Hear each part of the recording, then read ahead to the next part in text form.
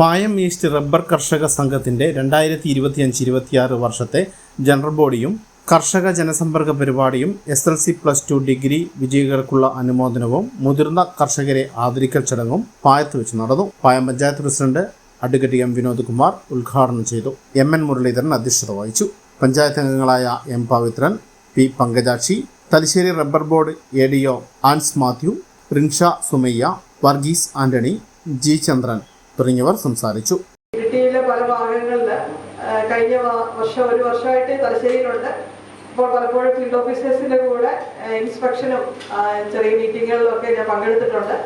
അല്ലാതെ നിങ്ങളെ ഒന്നിച്ച് പായത്തെ ഈ ഒരു കർഷക കൂട്ടായ്മയെ ആദ്യമായിട്ടാണ് അഭിസംബോധന ചെയ്യുന്നത്. വളരെ സന്തോഷമുണ്ട്.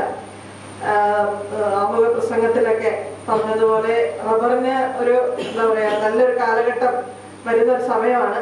എന്നിട്ട് നമ്മുടെ ആരുടെയും മുഖത്ത് ഒരു തെളിച്ചമില്ല. അപ്പൊ 250 എന്ന് പറയുമ്പോൾ ആ 250 2012 ഒരു ചരിത്രമാണ്. എല്ലാവരോടും പറയുമ്പോൾ 2011-12 കാലഘട്ടത്തില് ഒരു 250 ഒരു കുറച്ച് കാലഘട്ടം നമുക്ക് കിട്ടി.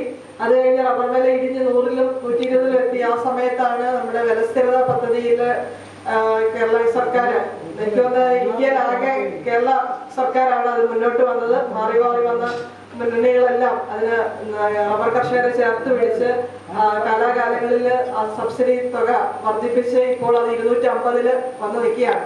ഹൈവിഷൻ ന്യൂസ്, ഇരട്ടി.